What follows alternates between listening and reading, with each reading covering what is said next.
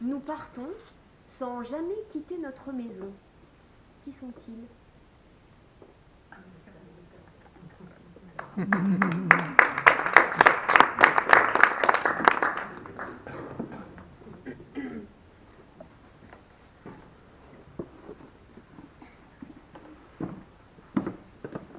Eh bien, c'est l'histoire de deux escargots, Luma et Cagouille. Luma est un bel escargot originaire du Haut-Poitou, une région de vignes. D'ailleurs, on l'appelle le vigneron.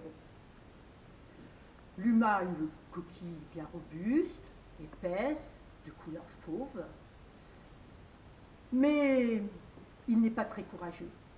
Et en plus, il a la réputation d'être un grand coureur. Pour un escargot, vous allez me dire, ça se remarque.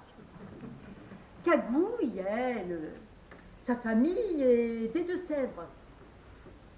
Non, pas des Deux-Sèvres, des Charentes. Une région de bois et de jardin. Elle est toute fraîche. Sa coquille est fine, jaune mat, avec des rayures bien marquées. Elle est sage, laborieuse. C'est une vierge d'une grande beauté. Vous allez me dire, comment ces deux escargots, si différents, peuvent-ils être tombés amoureux? Ah oui, si. Cagouille, elle ne voit que par Luma, c'est son dieu grec. Elle en bat d'admiration. Et lui, Luma, ne supporte pas que les autres escargots la courtisent. Lui, il bave de jalousie. Vous allez me dire aussi là, les escargots, c'est normal, ça bave. Comment se sont-ils rencontrés? Ah bien, par le pur des hasards. Ils étaient tous les deux collés aux charrettes de leur jardin ou de leur vigne, et ils se sont retrouvés sur le parking de la foire de Niort. Et là, ce fut le coup de foudre. Ils ont passé une semaine collés l'un à l'autre, amoureux. Cette foire de Niort n'a lieu qu'une semaine par an. Donc les autres années, ils se sont organisés, là, ils ont fait du covoiturage, ils se collaient volontairement à la charrette, et hop, à la foire de Niort, une semaine par an. Et bien sûr, là, ils vivaient leur amour éperdument. Et la foire de Niort terminée, au bout de la semaine, on se promet de se revoir, d'être fidèles et de se marier un jour. Les années passent. Les parents sont consentants. Eh oui, mais chez les escargots, ça ne se passe pas comme ça. Ah non.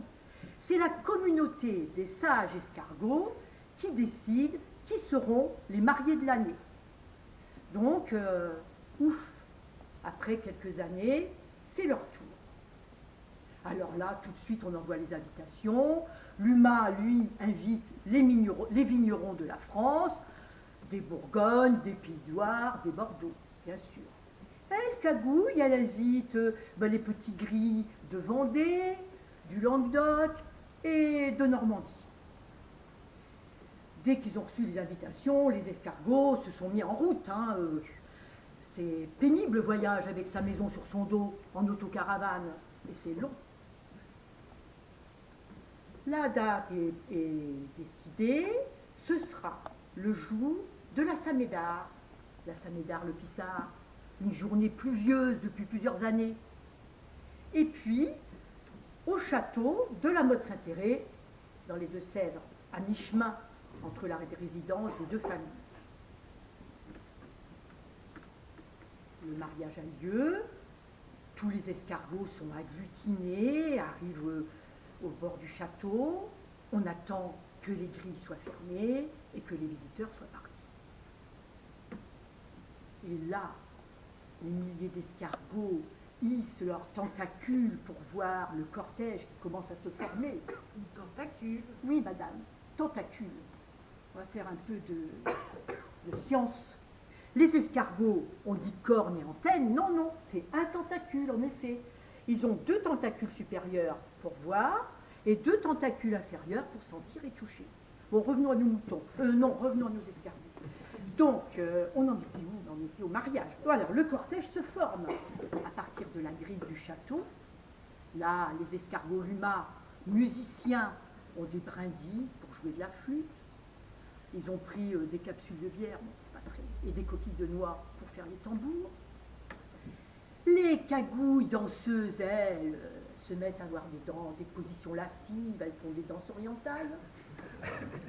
Le marié, le marié en costume strict, avec un port altier, il a mis des petites pépites d'or sur sa coquille et il est de toute beauté à son bras Cagouille. Cagouille a un ruban très fin derrière sa coquille avec des pépites d'argent. Elle est magnifique. Ah, j'en ai vu un des mariages. Alors celui-là, quel mariage! Derrière eux, les petits escargots, les petits garçons et filles d'honneur qui trottinent, ils ont des petites fleurs blanches qui décorent leur coquille. Et puis la famille, et puis tous les escargots suivent ces milliers d'escargots. D'ailleurs, sur le chemin, la bave d'escargot a dessiné dentelles, irisées, marbrées, qui brillent sous les étoiles. C'est vraiment très beau. Et on se dirige vers le potager et la fontaine du château. Au bord de la fontaine, on se prête serment. Luma, veux-tu prendre pour épouse Cagouille? Cagouille, veux-tu prendre pour époux Luma? On entend à peine des escargots. On passe à table. Tout le monde s'installe confortablement. On mange les salades, les épinards, les feuilles de chou, c'est un régal. On se rafraîchit à l'eau fraîche de la fontaine. Et puis le dessert, et on va aller au verger voisin, grignoter les pommes clochards. Et puis comme tout mariage, eh bien, suit le bal, jusqu'à la tombée de la nuit. Bientôt, il va falloir accompagner les mariés à la chambre nuptiale. La famille proche les accompagne vers le potager, vers les choux du potager. Luma enlève sa coquille. Cagouille fait des mimiques en voyant l'empressement de son époux. Enfin bref, je passe dessus. Et là, on voit glisser Cagouille et Luma au plus profond du plus gros cœur, du plus beau chou du potager. Oh, ma Cagouille, ne craignez pas de souffrir du froid, car si Luma vous déshabille, c'est pour mieux vous couvrir.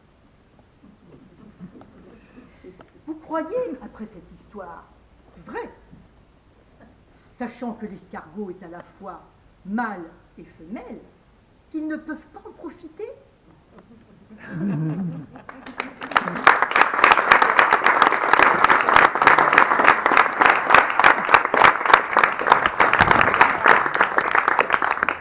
Quand on fait la